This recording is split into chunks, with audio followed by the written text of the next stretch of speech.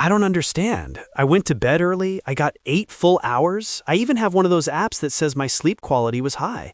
But I woke up this morning and I felt nothing, just as tired as yesterday. What am I doing wrong? Are you trying to solve your sleep problem at 10 p.m.? Of course, that's when the problem happens.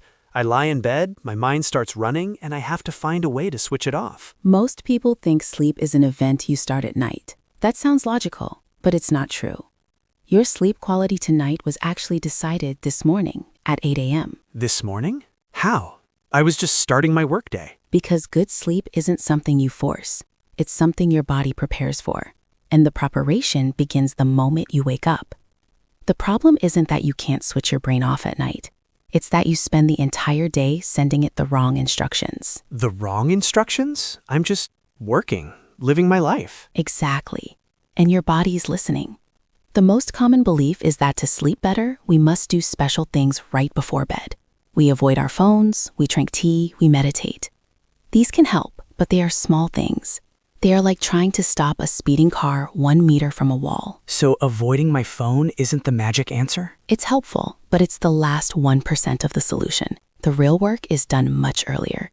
It begins with one simple, powerful element that most people misunderstand: light. Right. Avoid blue light from screens at night. I do that. Again, that's the end of the story. The most important light for your sleep is the light you see in the first hour of your day. Morning light? I thought that was for waking up, not for sleeping. Think of your body's internal clock like a watch.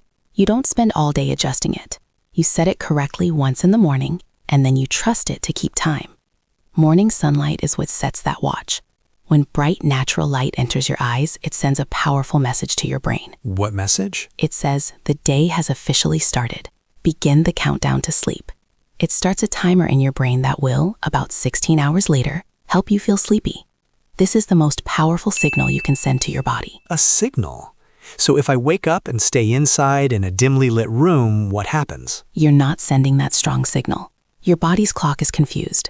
It doesn't know for sure when the day began. So when nighttime comes, it doesn't know for sure when the day should end. That's why you can feel tired and wired at the same time. So you're saying a 10-minute walk outside in the morning has more impact on my sleep than an hour of meditating at night? It can, yes, because it sets the foundation for everything else. You're not just waking up. You're telling your future self when to fall asleep. Okay, that's a big shift. It's not about fighting to sleep at night. It's about starting a process in the morning. What's next?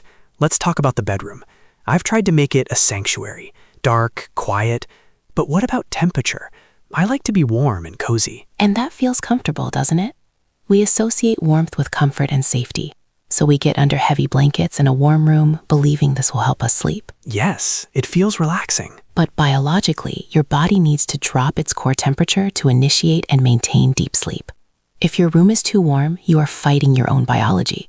Your body is trying to cool down, but the environment is preventing it. So being warm and cozy is actually bad for sleep? Being too warm is. A cool room is not just a preference, it's a biological necessity for sleep. We need to create the optimal conditions for our body to do what it naturally wants to do. Think about a warm bath before bed. People think it works because it makes you warm.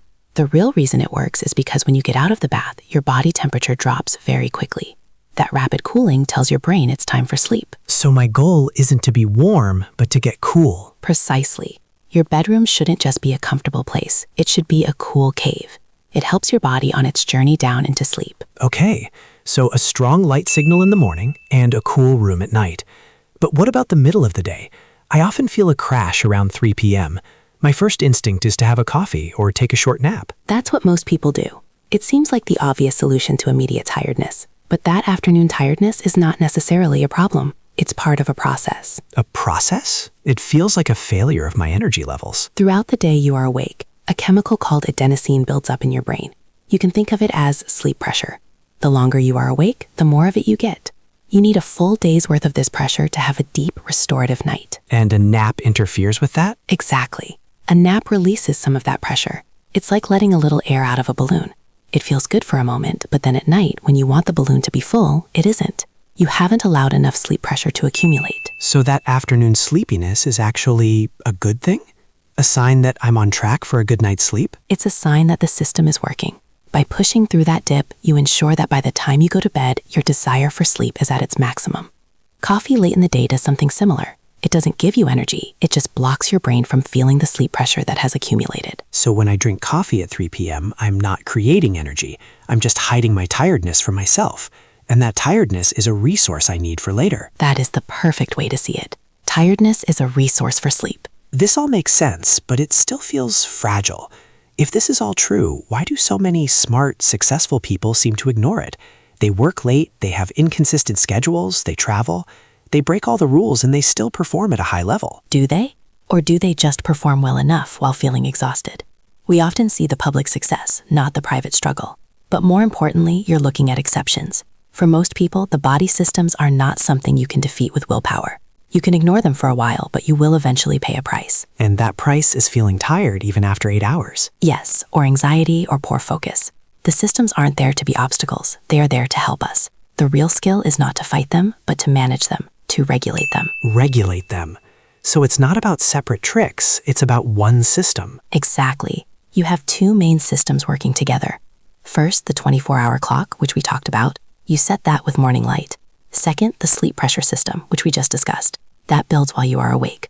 Good sleep happens when these two systems align perfectly. So the clock says it's nighttime now, at the exact moment the sleep pressure is at its highest. And that alignment doesn't happen by accident.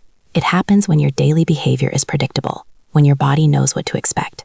This is why having a wake-up time that doesn't change is so important. It needs to be consistent, even on weekends.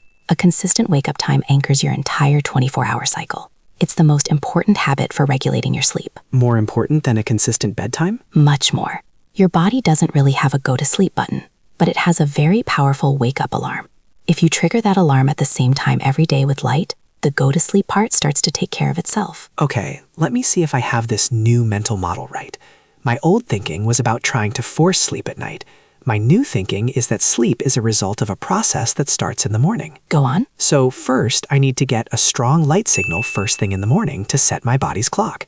That helps to regulate the whole daily cycle. Good. Then, throughout the day, I need to let sleep pressure accumulate. I shouldn't see afternoon tiredness as a problem to solve with a nap or coffee, but as a resource I'm saving for tonight. Yes. And finally, to make it all work, my behavior has to be consistent, especially my wake-up time. That creates the optimal environment for my two sleep systems to align at night, in a cool, dark room. That's it. You aren't trying to make sleep happen. You're creating the conditions for sleep to arrive on its own. It's like a guest. You don't pull a guest into your house. You unlock the door, turn on the porch light, and make the house quiet and welcoming. Then you just wait. They will arrive. So I don't need to try harder to sleep? No. I just need to get out of its way.